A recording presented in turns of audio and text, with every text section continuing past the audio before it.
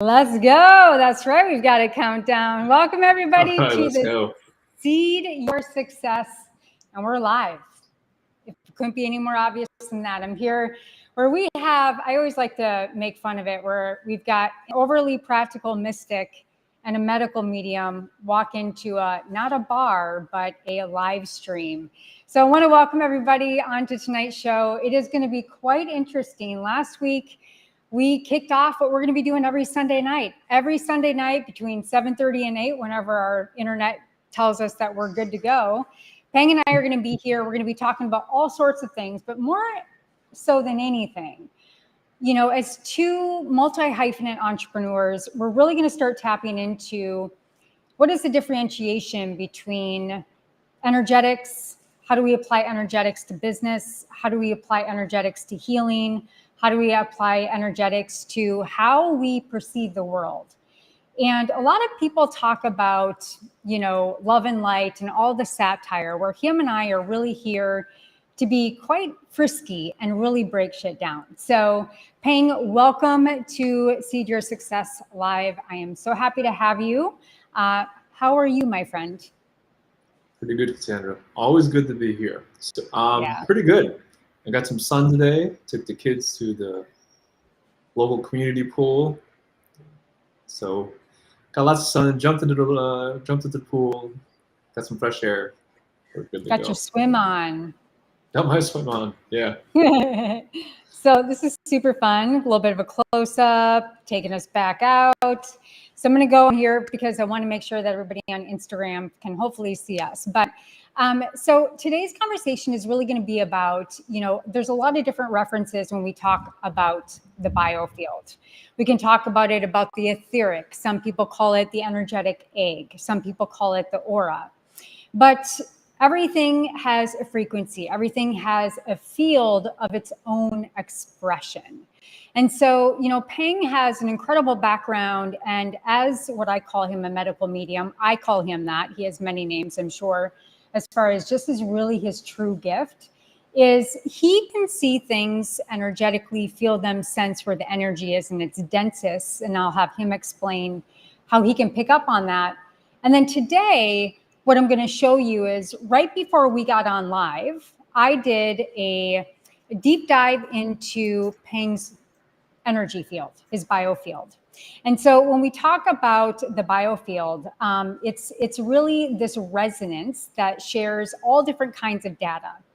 And today we're going to talk a little bit about the Genius Insight app, and it's something that I use with group sessions, and we'll talk a little bit about the difference between individual and group.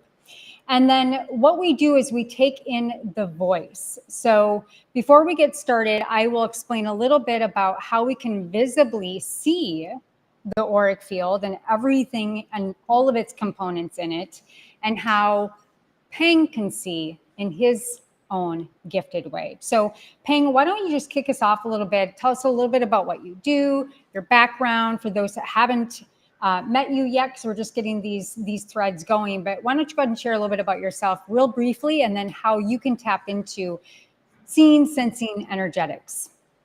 Yep. Thank you, Kassandra. So my name is Peng. I'm a licensed acupuncturist in the state of Minnesota.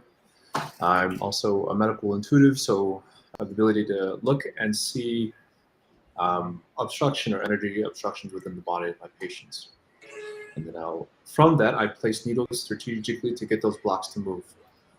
And I'm also a master of Qigong. So I've been practicing Qigong since I was a kid, along combined with my martial arts.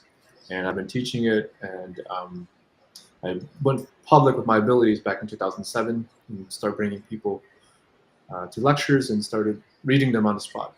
So that's a brief about me. As far as how I see and sense energy, so it's when in Qigong, with our practices, we bring the hands together and we do breathing techniques which help amplify the energy. So you can imagine your body is a bioelectromagnetic field. And so with the proper breathing techniques, with proper posture, with the proper intention, you can increase your magnetic field. And so you can feel, if you do a couple of breaths, you can feel pulse, you can feel the resistance between the palm here to the palm here. Now, how I read people is I use this energy because my auric field is maybe, I don't know, whatever, depending on the day. I expand my thinking, my mind will project and touch the individual I am looking at. So it's the way I see it I don't see it with my eyes, I see it in my mind. And so it's the same way when you reach your hand into a bucket and you look away and you're touching things. As you're touching things, you'll get a texture, you'll get a feeling, you'll get a cold sensation, hard sensation, you'll feel textures. And those feelings, as your hands probe and touch, will produce images in the mind. That's how I see energy. And so it's kind of like my energy reaches out with my mind, it touches everything, and I'll get information back in my mind. So I don't see with my eyes, I see with my mind. And that's kind of how I see it. Hope that's the gist of it. So what I would say through a energetic point of view and through a clinical hypnotherapist point of view is that you can see it in your mind's eye. So, right? So does that, get that term? So, when I'm in a clinical hypnotherapy group session, I can get images, sensations, things that I can't explain, sometimes even visibly, but the sensory system is coming in through the frequency of the mind's eye. Meaning, I think we forget that it's an afferent effect that we have within the body. An afferent meaning the somatic and the energy of the body is 80+% that feeds the brain versus the 10 to 20% that the brain feeds the body. So our body is actually the intelligence center and the energy that it picks up around it. And so what I hear you saying is you're able to go inside the mind's eye into that sensory place.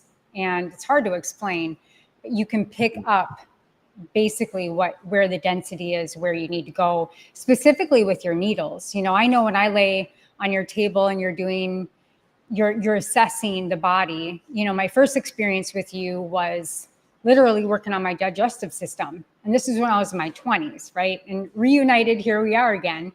And I remember you shifting the energy, right? And I think about that as like meridians, right? The meridians have a certain ordinance to them, a certain frequency and flow.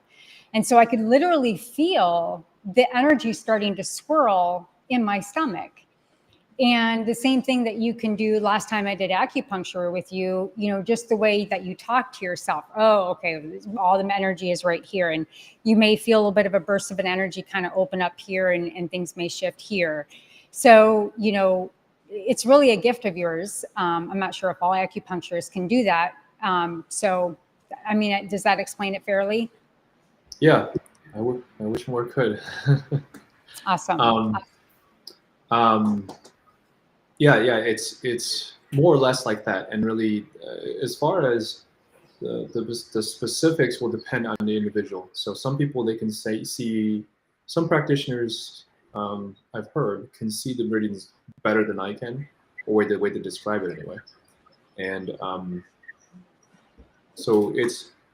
and I see it as where there is most obstruction. So yeah. Okay. Amazing. So, one of the things that, I feel like energetics is so important is, we talk a lot about it, but it's really hard to understand energetics if you can't conceptualize it for yourself. And the thing that we talked about last week, if we kind of want to just go back into the salient center of our brain, and, Jim Quick is a great mentor, and he always talks about recency of going back to something that you did a week before, bringing to your presence the next week, and then keep doing that week by week so you can stack your memory paths. So those that didn't join, I'm going to stack your memory path now so that you can leap into next week. That's a precede. We talked about hypervigilance. And we talked about the challenge that so many have right now around hypervigilance and when the body is shut down. Because when the amygdala is activated, the somatic body and the intelligent brain can't really clearly talk to each other. Same thing that happens with trauma over time. It starts blocking all of these energy centers through stored holograms in the body, and there's not an efficiency there. And so you're getting data entry logs that are false or old, right? So first and foremost, we want to be able to have tools, personal tools, not hundreds of modalities, because Peng and I both can probably say lightheartedly, flying around and trying everybody's modalities is not the way. It's not the way. And so, you know, when you have that hypervigilant system, we always have to come to neutral.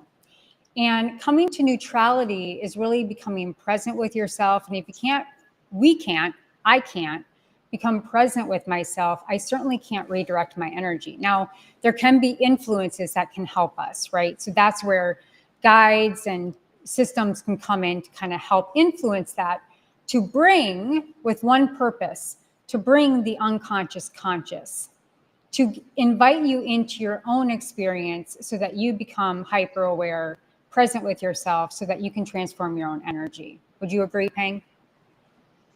Yeah. And it's such a delicate process, and it's so personalized and individualized. And there really isn't one way, but there is a universal way. So, yep, I agree. Yeah. So what I wanted to kind of tap into tonight is really share, you know, a really incredible tool. And what Peng and I want to do is, you know, invite, you know, any types of conversation or in the chat as we start building these lives and start to go topic by topic.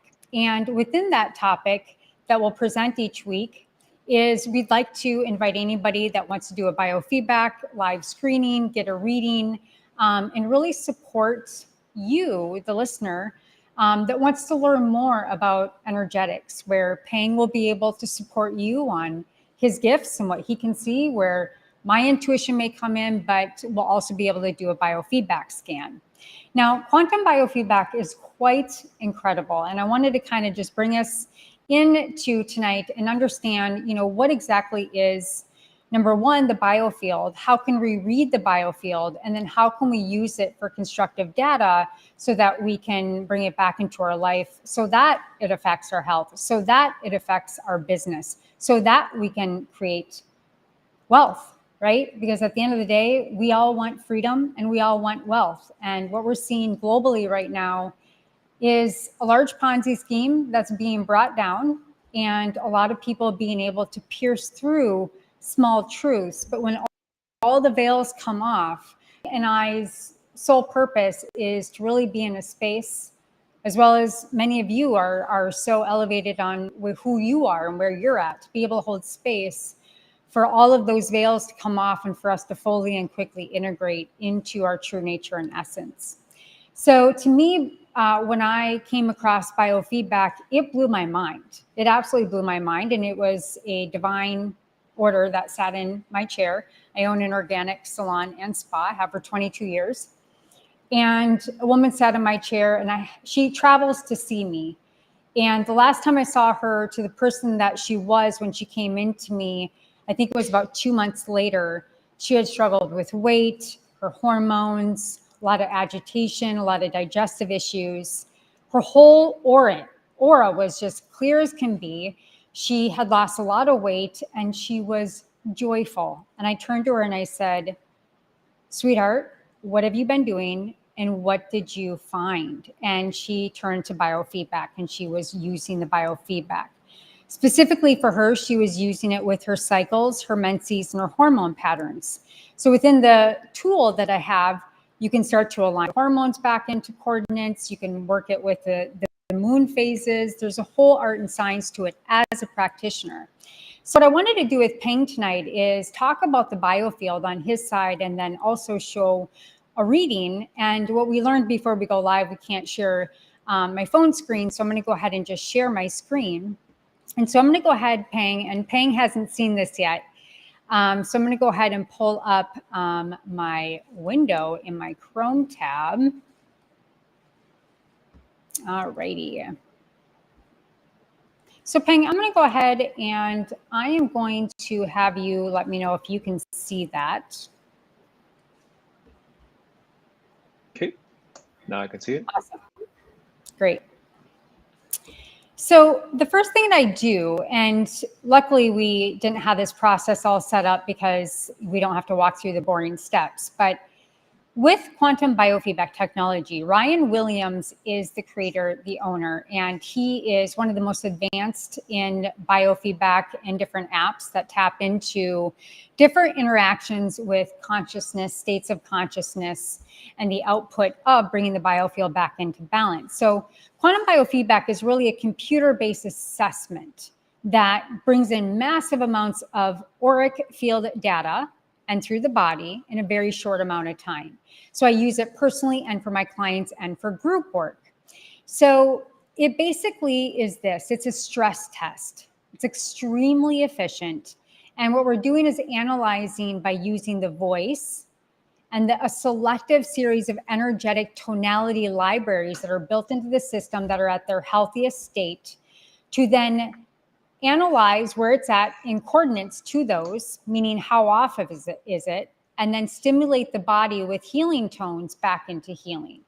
So right off the bat, we can see Peng's aura. You can see his photo in there, lets you know that it's the real deal.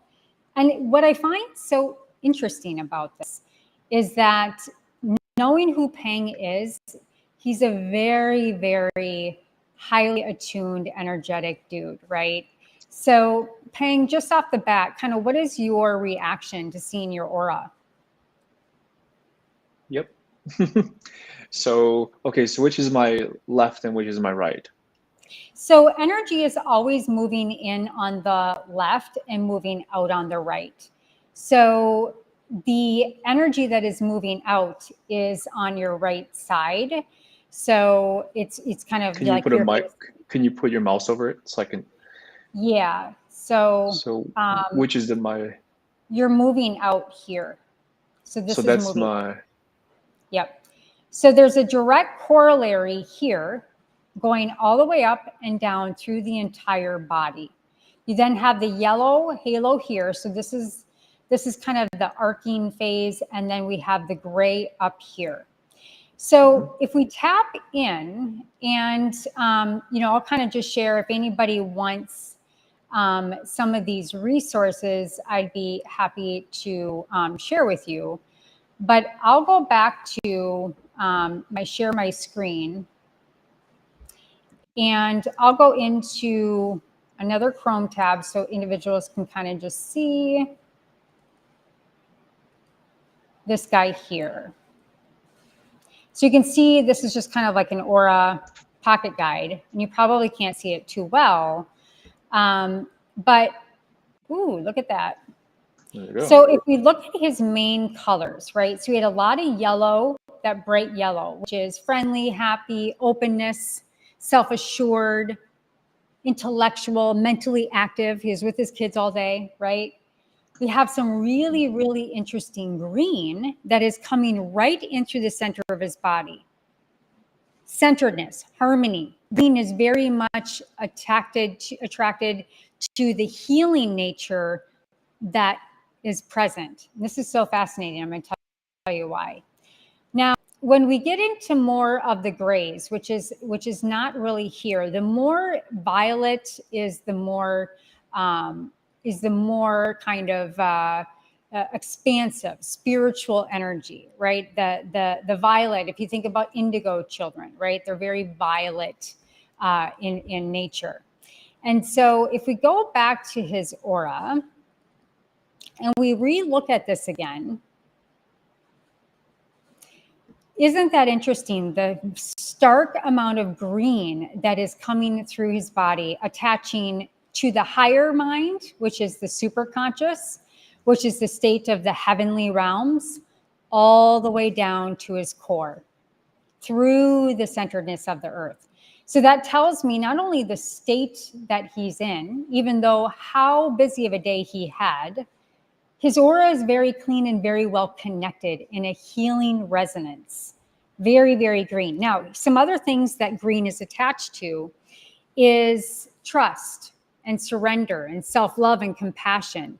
It has the healing heart-centered chakra. And if you remember that heart chakra, just peg that in your subconscious mind, and we'll address that in a few moments. And now the violet is going to be very much, it's in his grounding, it's in his grounded lower core chakra in the root chakra. Okay. And I want you to remember that as well. And it really taps into the nervous system. It is the indigo that moves into the field that has many, many senses of, hold on, I'm just going to stream this out, of the also healing higher energy, right? It's moving into the field. And it's also unity consciousness and through the crown chakra. So there's a lot of that moving at the root and kind of moving in and out. And that yellow is attached to liver, gallbladder. It's attached to the spleen. It's the color of awakening and optimism, but it's also really related to digestion, right? So when we look at this, Peng, does anything pop out to you, or do you resonate anything based on what I just spoken to? Mm-hmm. Yep. As I've been, so right now I'm doing 1 meal a day for the past few days, and so I'm doing a big meal, and then I'm doing 24-hour fast.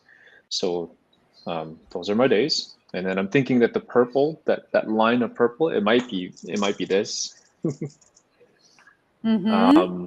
Interesting. Mm-hmm. Mandala. So that's why I was asking you, where's that line? Is it on my left side or is it on my right side? It depends. And then also, so just so we're clear, everybody that catches that, if you turn around, that's congruent with his beads. Mm-hmm. So there's a lot of energy coming from his mandala beads. Mm-hmm. So that's incredible. Yep. What else? And then I think, and I've just been having some digestive stuff. I've been working through I've been doing some self-healing work as of late. And so I think that sometimes when you do some self-healing, your mind and your consciousness will bring yourself to a particular event that might have caused some trauma. And so the cells will relive and remember that particular event. And so I've been using acupuncture on myself to remove those frequencies as I bring up those particular memories. And then I can feel the cells kind of starting to, the vibrations start to raise, and those energies starting to lift. So there's still more work there to be done. But yeah. So looks about right to me. Yeah, it's actually right on. And this is what I love about this, because biofeedback, let me frame it up this way. If you were to walk into, and Peng, you'll understand this, I've been to many functional medicine. I started going back for functional medicine in my 20s, and I know exactly how it goes. I would walk into the Nutridyne 24-hour, conference over the weekend. They would share about their top 3 new supplements. It would be about a certain topic. And for the next 3 weeks, every single one of your clients walked out with that supplement, and that was their issue. Same with AK, applied kinesiology. There's some room for error there. Now, with biofeedback, there's no room for error because it's agnostic. It is totally separate from me being able to influence it at all. And so it gives me an honest read. And that's why I love it, is that it cannot lie, right? So one thing I'm going to pick up, going back to the yellow, the spleen, the liver, and the gallbladder. So you are doing some digestive work based on previous conversation, what you just shared. Yep. And so that digestion is clearing. But here's another spiritual and emotional component. Because remember, emotions are attached to everything in the field. And the emotions are affecting every single data entry point within the organ. So you're bringing in bad emotions and living in bad emotions, if that's stored in the holographic body, it's affecting the resonance of the organs. For example, if you go to the doctor, people don't know this, but if you're getting a liver transplant, they're actually measuring the frequency of the liver before they put it into your body to make sure that it's at the right tonation. So the yellow, based on your aura, is attached to the liver and gallbladder.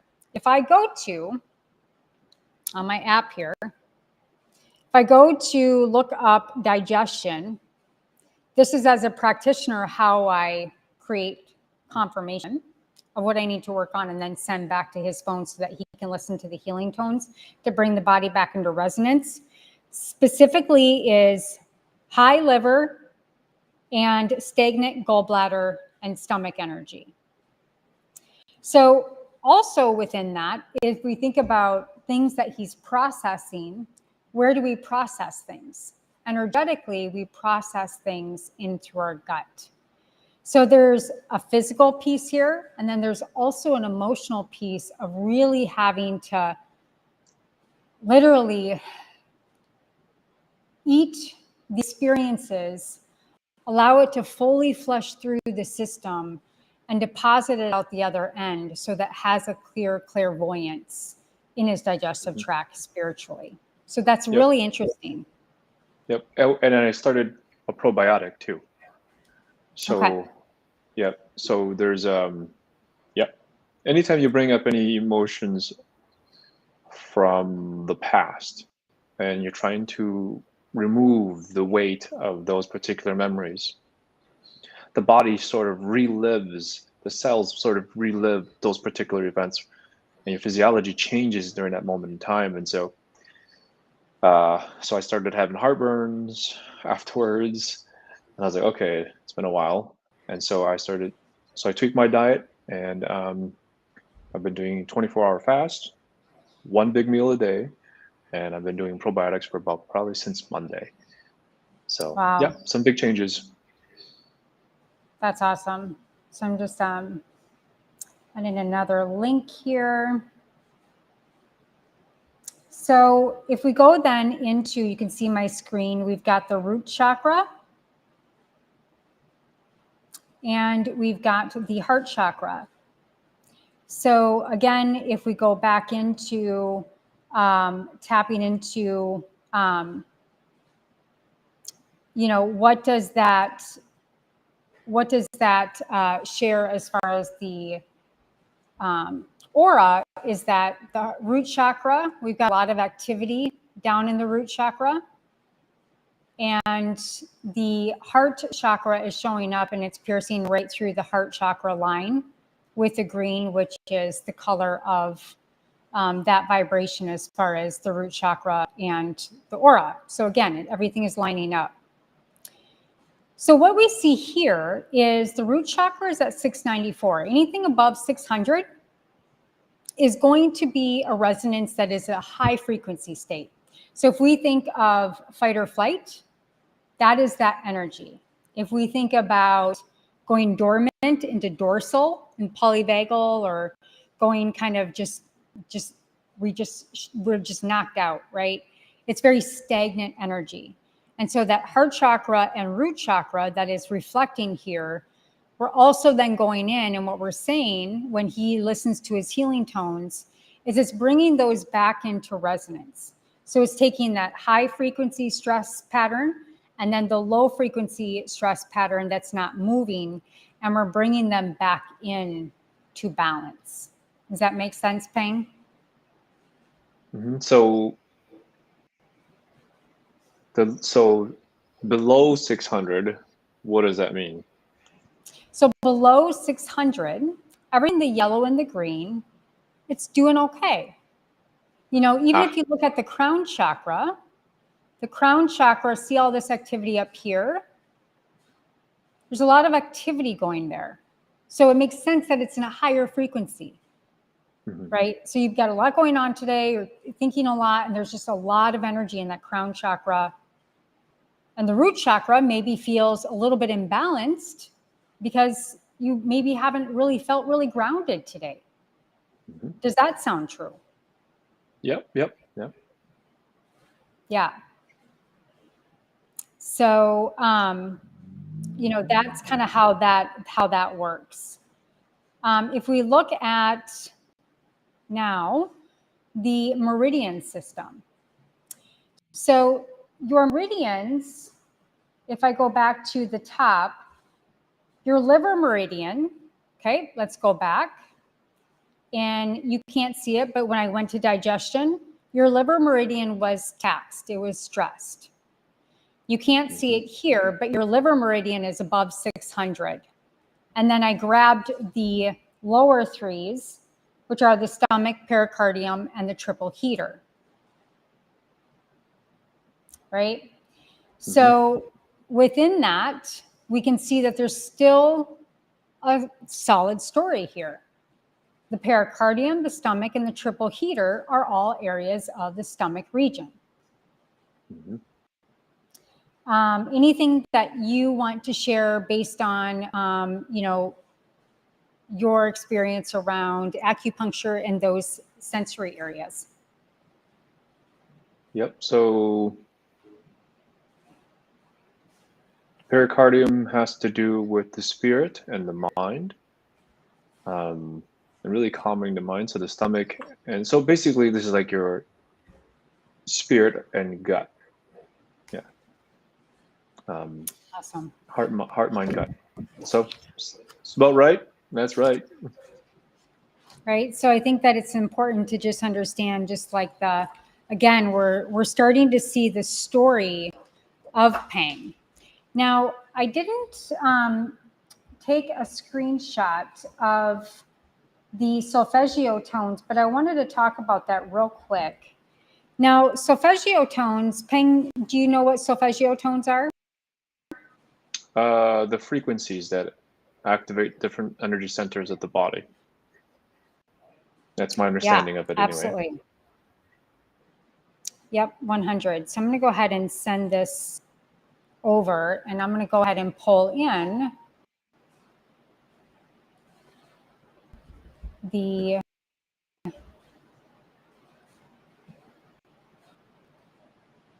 okay. Solfeggio tones. So one thing I wanted to note about solfeggio tones for Peng here is we go back to the aura, awakening intuition and relationships. Okay, I'll let Peng share what he wants to share with this.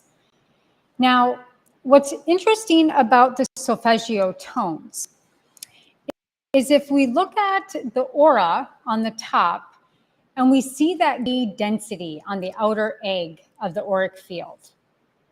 And that outer egg is oppression. It is outside sources.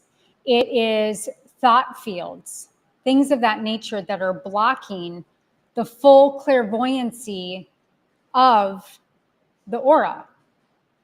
So when we think about our intuitive sensors, right, we think about the pineal gland. You know, if we talk about brainwashing, right, talk about fluoride, we talk about brainwashing through news, the way that, you know, the dark forces create patterns in our lives to shut down our own intuition so that we only run by their systems, right? And that's what people are shutting off right now is the pineal gland. So it's a real thing. Like there is a frequency to the pineal gland that starts to shut down. Now, another thing is the pineal gland, if we think about consciousness, is we're often back in the amygdala of the brain, meaning we're in our default mode network. And our default mode network keeps us busy. We're always ruminating. We're worried. We're anxious. And that's that hypervigilance where people are often living, especially if you have ADHD, your default mode network doesn't really turn off. That's why it's hard to get things in the front forward. That's why presence and energy work is the first energy management tool to understanding ADHD management. So what I wanted to say about this, going back to the pineal gland and his intuition having a stress state, is it's blocked in his auric field. So while I'm here tonight, I'm literally going in and I'm working with Peng, and I'm going to be sharing his end note on where he's at by just bringing some of these few pieces in, and we'll see what his chakra is after I play this for a little bit, and we can kind of see where he ends up there. Okay. Now, the other thing, when I go back to stress states as far as the body, his main stressors today are within his brain and degeneration and bacteria. So he's processing a lot going back to his digestive system, and he's got a lot going on in the stomach region. So if we go back down to solfeggio tones, 639, now this can be connecting relationships to self. It can be connecting relationships with family, with partners, with past partners. And then the awakening intuition, which makes sense because it's at such a gray level, it's so stagnant on his aura, is at 741 hertz, is that, which is way down at a 49. And then the relationships are up in a red. So Peng, without me saying anything, not knowing anything, where does this feel for you? It's about right. Because right now everything is about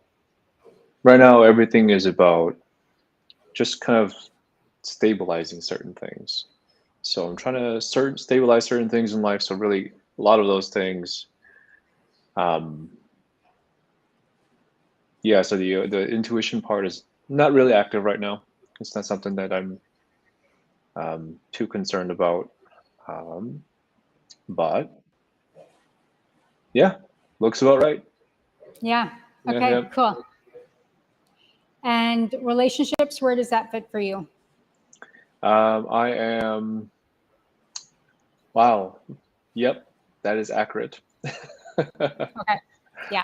So you don't need to say much more about that. But my love goes to Peng for that because I have background data. And so again, this is perfect. And this is what's so rich about biofeedback is it goes exactly to what he needs and gives him exactly what he needs. There are two things here. If you go to YouTube, most people, they get on the consciousness train and they're like, oh my God, I need 528 hertz because it is the love frequency. It heals DNA, which it does, and it's very helpful. And then maybe go to 741 hertz or 417 because it's affiliated with the Schumann resonance and the earth consciousness. And so I need to play that all night while I sleep. But here's what we don't understand about energy and the intuition of energy and how you are very different than Peng or me. When we create a auric field and an energy data source, think about being around bad music all the time. At some point in time, you either get really sick of the song or you start getting agitated. You feel like you just want to scream out of your skin, go to a really bad concert, right? So when you go to YouTube and you say, this is what I need, here's the YouTube channel with this frequency, here's what it says, that's what I want. We're in a victim consciousness, we're in a selfish consciousness, and we are reaching for something because we have a need. That's the beauty. That's not what I'm saying is bad. But what happens when we use these different data inputs and don't get personalized services such as this, or something that Peng does, is that you're using a force field energy that is agitating your energy centers. That your energy, most likely, unless proven otherwise, isn't going to respond or doesn't need that energy. So you're agitating the energetic coherence of your body versus feeding it and harmonizing it. So I just wanted to say that when you go to YouTube, please be aware that using frequencies or binaural beats is spirit hopping. It is spiritual bypassing, and most likely you are using force field energy that is doing more harm than good. Peng, agree or disagree? Yeah, my experience with it is that is the case. So, but to me, it's so subtle. So it's really. So my question for you is like, so how would somebody know when to use which frequency? Is it really kind of like a smorgasbord? Do they get to pick, or or would they come and use the biofeedback in order to have them to get a better idea as far as to which to pick, which frequencies to use? Yeah, that's a really great question. So on a personal screen, remember, it goes back to presence and intuitive and getting into neutral and asking yourself and doing your own energy check, right? And just maybe going through the list and bringing your hands to your heart. Does 741 and then, saying the name of it, and does that feel right and true for me? And then listening to your own data sensors and your own intuition. To me, that would be the first thing, because through anything, whether somebody's giving you a service or a tool, you have to feel that it's right and true for you. So that's number one. Number two, yes, biofeedback. The most pristine, most simplified way that you can personalize every single week to keep you in resonance, or go to acupuncture or what have you, where you don't need sound tools. And number three, 528 hertz as far as the DNA and love. Everybody, I think the love resonance is very, very safe to use. And I have checked in on that with a lot of different healers and those that work with the biofeedback, including the practitioner that made the biofeedback itself. So that's a safe energy. Now, going back to yours. So we look at 639. Used for balancing and reconnecting to relationships. It creates harmony in the areas specifically around the fa tone. It's the fa frequency. Used to clear type of relationship issues in your life, because it is about relationships and the communication that this frequency can be used to increase cell-to-cell communication.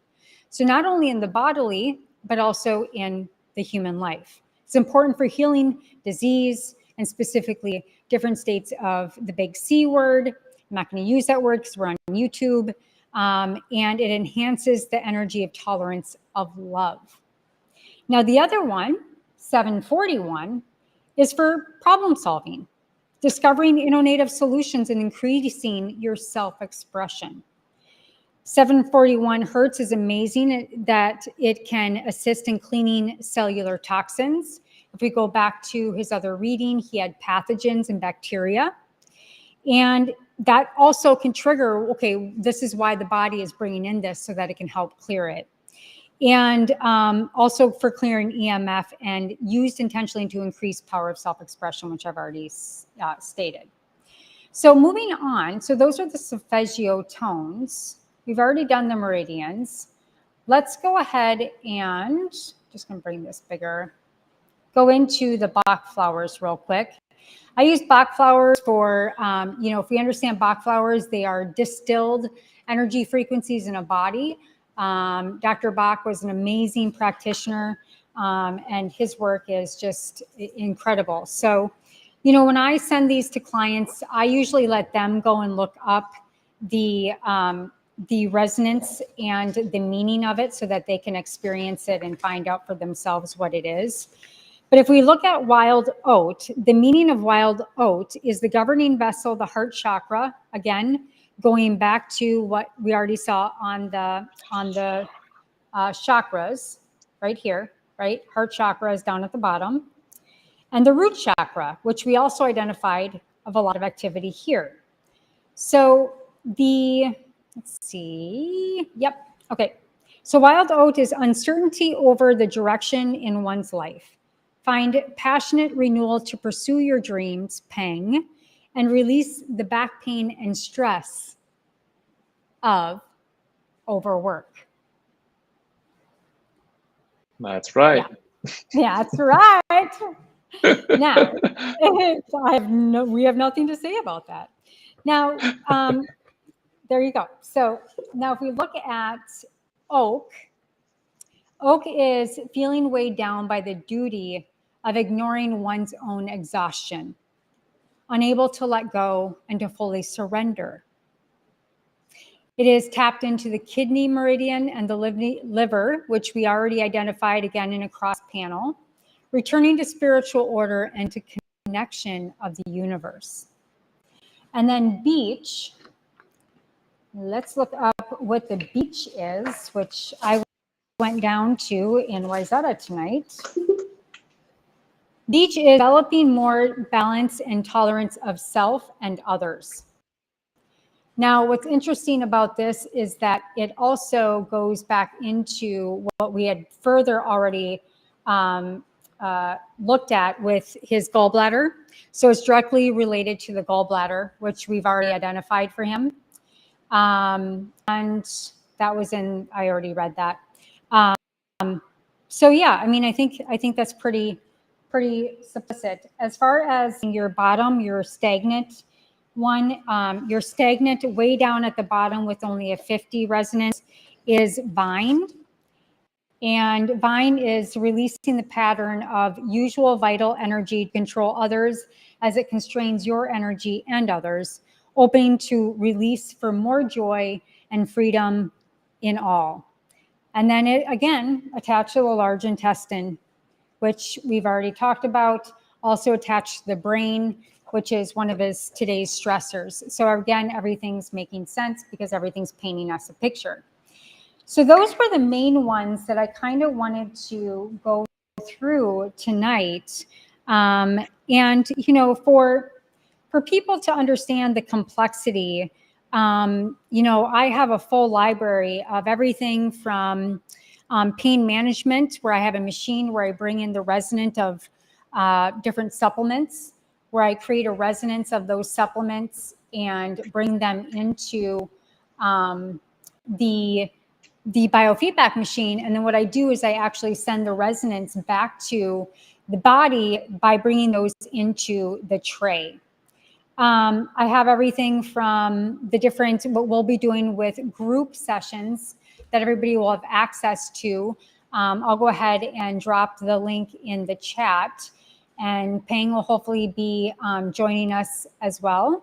But basically, you can join the Growth Guild, and every Sunday night, we will be creating a very, very succinct experience where people can come in. We pop resistance in the field as a group, and I read the aura, and we start to shift the energy, and I play these tones through the week that connects to the morphogenetic field. So when a group comes together, the amplification of the auric field gets stronger. We come in with one intention, and then I call it the rose, thorn, bud experience, where we talk about what went good briefly, where is something that you need support in, and then what is the one thing that you want to do this next week to create focus. Because we don't live in a world of survival as the fittest. We live in a world of survival of the most focused. And so that's really what we want to focus with this group. And I will pop that in the link if anybody wants to sign up. And so that will give everybody the experience to kind of experience this for themselves. I'm going to use a different link here. Peng, you know, what else kind of stuck out to you tonight, and what else kind of came up as far as energy and resonance, and kind of seeing that as we kind of walk through that and what connects to you?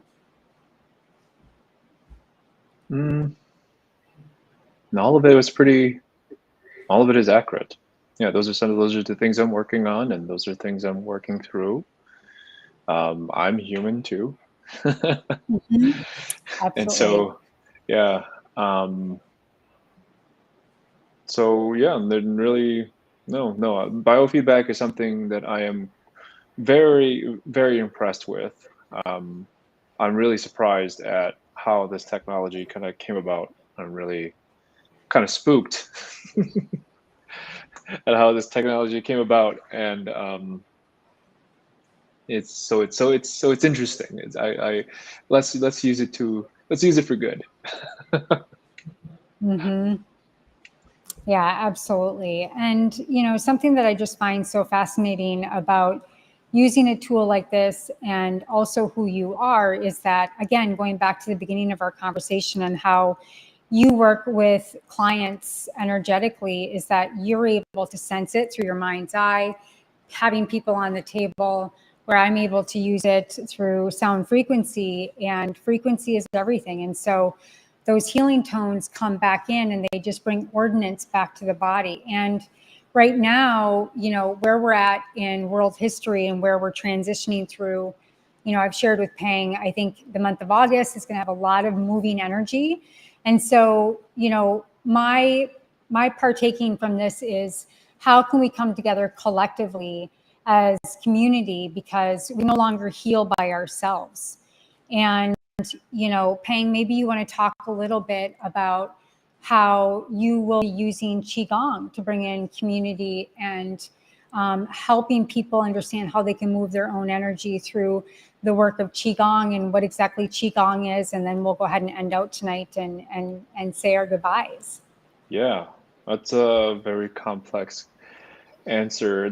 So basically, through the practice of Qigong, especially the way that I teach it very specifically, is sort of this cleansing and purification of the energy body. We do tapping and breathing and self-awareness. If your mind and your awareness really has to be on the body in order for you to feel what is occurring when you're doing these breathing exercises. Because you may find yourself, I'll try to be brief, you may find yourself when you're shaking or bouncing or you're walking, you're moving, when your mind is on particular parts of the body where there's aches and pain, when your mind is on these parts, you might find yourself constricting the breath in these particular areas. It's because that energy there is also constricting. So therefore, your breath is constricted. So you have to breathe deep, long, inhale, long exhale to break up that energy, to get that energy to move and to be more smooth. So when we begin to break up this energy, it's not just energy, it's also trapped emotions. It is also ancestral things, wounds, you name it. There's a lot more complex things to it. But as they begin to break up and break out of the body, students begin to experience certain visuals, certain emotions that maybe you can begin to release as a part of that process. So anyways, through Qigong, I help teach people become much more aware of the body and the subtle energy body, because the physical body is how you can feel the subtle energy body. So the more you pay attention to the physical body, the more you will notice the subtleties, and that will help move everything out. And as far as helping to contribute towards the consciousness, I believe that we're all here on a journey, on a spiritual journey. And one of the things that we're here to do is to transform darkness into light. And how we transform that darkness is through observing the darkness within ourselves and working through transforming that into light. And that's why we're here. We're here to sort of evolve. So these energetic components, these energetic therapies are ways in which will allow you to become more aware. And then from there, as you become more aware, you can transform these energies through you. Yeah. So powerful, my friend. Can you just share one story of what people experience when they start doing Qigong, you know, in themselves? You know, one of the stories I love you telling me is that you have to tell people, and I let everybody know, if you go into the chat, you'll find Peng's website there as well. And he'll be coming out with his course soon for the fall. And you can sign up for the Growth Guild here, where we'll be doing the biofeedback sessions. But, you know, something that you've stated to me is that people get a little bit, and this is something I think maybe you can speak into a little bit, is that when you starting to tune in and get the intuitive hits and whatnot, the ego can kind of come in, and it really disrespects the process that you're going into and going through. And I find that so often as we get so far, and then the ego kind of comes in, and it's a total facade if you don't really allow that to flush through and let go of the ego and egoic self. Can you say a little bit about that? Wow. Okay. Let me try to figure how to explain this. Okay, so when my students start to practice Qigong, my particular set, there are going to be swings of emotions that come through, because within all of us we have the ego or the self here. It's just like you are a country, Within the country, there are states. Within there are states, there are cities. And so there are a community of individuals and identities that are within you.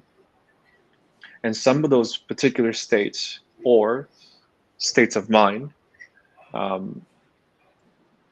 they're holding you back and preventing you from attaining your higher self or higher consciousness. And so you begin to practice Qigong, these lower frequency aspects or these lower identities begin to surface. And so you begin to see things from a much more objective perspective, and you begin to have a lot of a cognitive dissonance, because you're like, whoa, I used to believe this, and now I see it this way, and wow, I was wrong. And so they say there are filters in which we perceive the world, because I am a man, I am Hmong, I am Asian, I am also American, I am whatever the case. I speak this language, I speak that language. And this is the time in which I was born, and these are the interactions of which I've had. All of these things influence the self. And when you begin to practice, you begin to recognize that certain identities in how you view yourself no longer serve the higher self. And so as you practice more and more, there will be a clash of identities that happen inwards. And you have to kind of spend time to really delve deep and self-reflect on that and begin to let go of certain pieces. And the biggest piece is going to be practicing self-forgiveness, practicing self-love, and really working on letting those aspects of the identity go. So you are, in a sense, losing yourself in order to find yourself. It's a trip. And it's all, and here's the caveat. All my students are just like, Peng, all we're doing is moving and breathing, and all this trippy stuff is happening. I was like, exactly. That's all it is. All we're doing is just simply breathing and moving, aligning the posture so the energy can flow the right way, getting particular energies and identities to come out. And that is what's making us sick. Certain identities are old and they are dying. And if we are holding on to those dying identities, we begin to die with them. We begin to get sick. And so those identities, they are weighing us down. So practice of Qigong allows it to move, and then you have to reflect. And if you can reflect and let it go, then you drop the weight and you reach a higher state. If you reflect and you can't, and you hold on to it, you hold on to it, hold on to it. This is where a lot of students, they stop practicing Qigong because certain identities they can't let go of, because they're just like, who am I without this particular identity? So they hold on to it and then they stop and they don't come back for a while, which is fine. Come back at your own time. But this is part of the challenge with keeping students and people engaged and motivated to stay on such a path. It's either this or the alternative. Yeah. Right. Ooh, I know that path too. Yeah, we all do, right? And it's not a one of judgment. And what I really loved, and it's amazing, we got this down to an hour exact, which is so awesome. I'll slightly go over. But I really love visuals, because I'm a visual type person. And I wanted to share something that you were talking about. And this is the human journey. And so if we really contextualize what Peng was talking about here, is that if we start at this top, we are born as a superconscious. And so bringing it back to the beginning of tonight's session is that we are a superconscious being that is pure consciousness.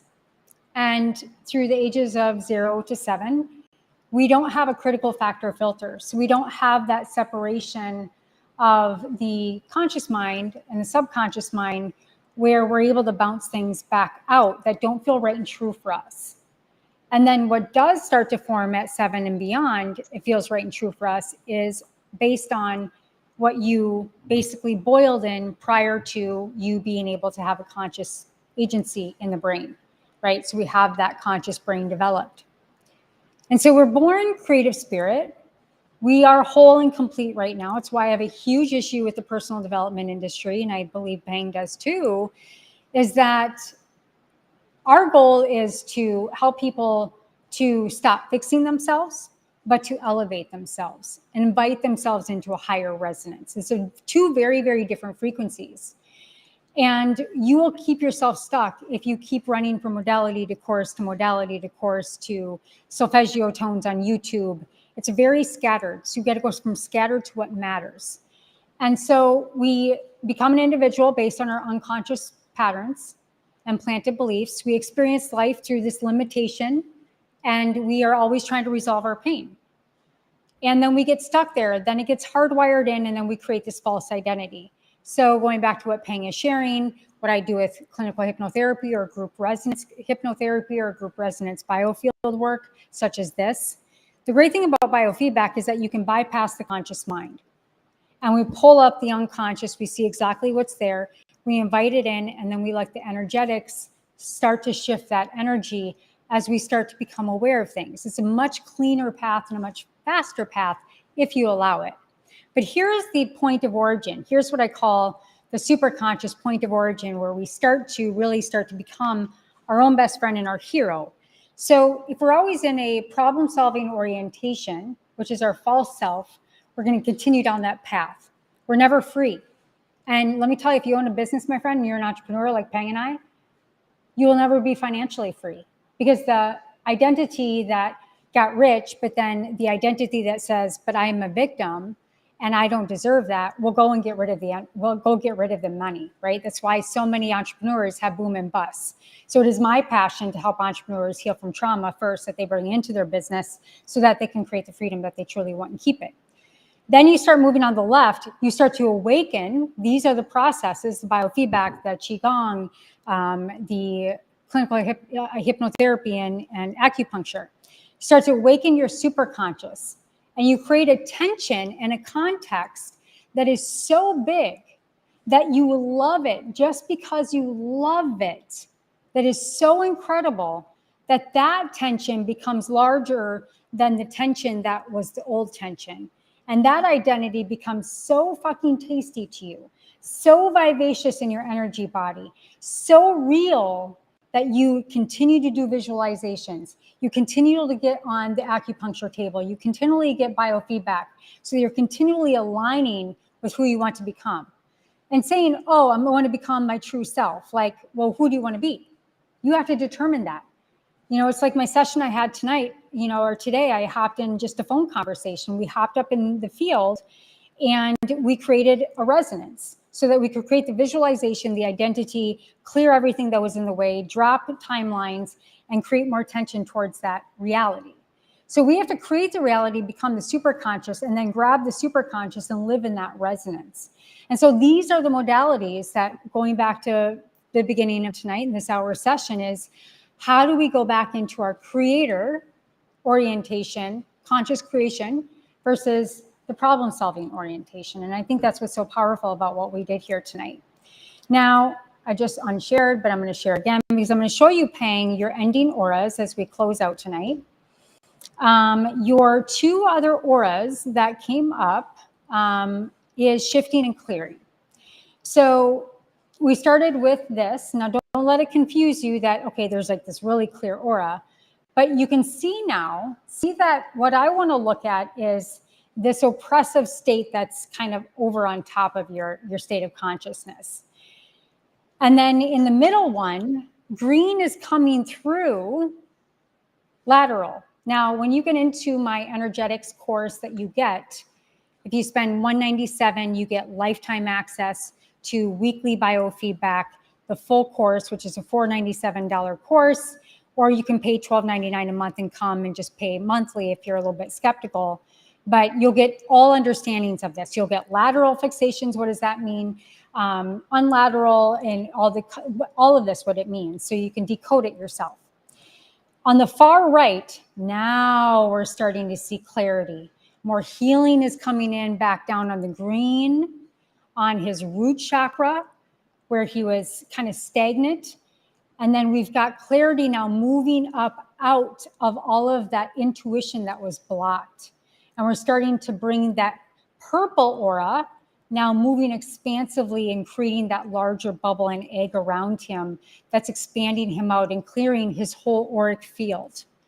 And his whole auric field is going to affect his children at home. I've had clients say, well, I don't have cat, but I see cat hair allergens coming in my phone that you sent me, all the tones. I said, well, go to work tomorrow. Ask your employees if they have cats. And he came back and he said every single one of them had cats. I said, you're in their auric field.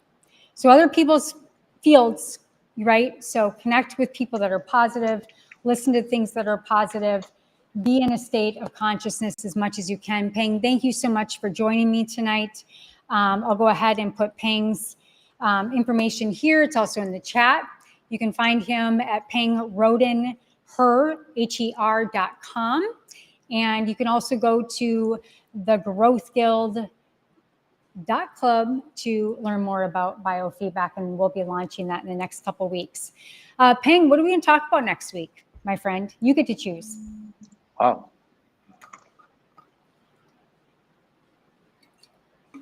Oh, I have to think about that. The first thing that popped up into my head was organ transplant. Because I had a patient. So the first patient I had a kidney transplant, and she walked in, and I was like, "This is different." So, yeah. Interesting. So you notice the differentiation of somebody else's organ in a force field body. Yeah. Yep. I was like, "This is different." And she said, "Oh, yeah, I had a kidney transplant." I was like, "Oh, yeah."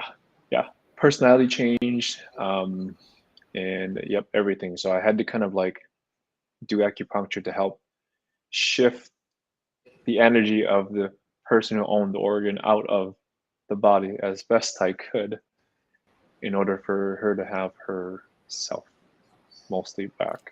It's read the bottom of the screen.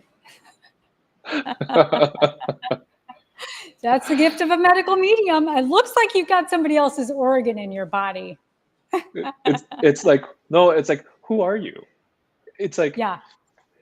Okay, so like everything, it's kind of like it's kind of like, all right, everything on my face is mine except for my nose. And like, who are you? That's different. And so she's like, oh yeah, I had kidney transplant 4 weeks ago. I was like, oh, okay. Yeah, let's change that. Let's get that person's energy out. Yeah. And I was like, oh, that person who gave you the kidney, I think it's a male in the 20s, likes sugar, likes chips, likes this, likes that. And she's like, oh my God, yeah, I have those cravings. And I was like, yeah, let's get that person's energy out of there. Chop up that energy, get it moving, flush that out, bring all the natural essence into that person's body. See, this is why you need to go see my friend Peng. I mean, this man is beyond gifted, my friends. But yes, the differentiation of should you get an organ transplant, but it's true. I mean, doctors really do measure the resonance of the organ before they put it in. It's all frequency. In the course, I go through Nogier tones. And Nogier tones, it's on here. Like if I go back, okay, why don't I do this? I'm going to go read your Nogier tones. Now, Nogier tones are what Peng is talking about. And your Nogier tones is going to be the frequency. So if I look here, his Nogier tones that are off are note C and note B. So this is interesting. Let's go look up what that Nogier tone means. And when we work with what Dr. Nogier figured out is that's how he would, if you've heard of, Peng, I'm sure you've heard of the Rife frequencies. No, not familiar. And so, yeah, the Nogier tones is basically, it goes in and feeds the body that certain tone. Okay, cool. So C is musculoskeletal, tendons, ligaments, and adrenals. It's attached to the bone, heart, blood, lymph, testicles, and the spleen. And B is 584 hertz, which is Oh, look at what we have here. Going back to the story of tonight, your digestion, your lymphatic system, your circulatory system, and neuropathy.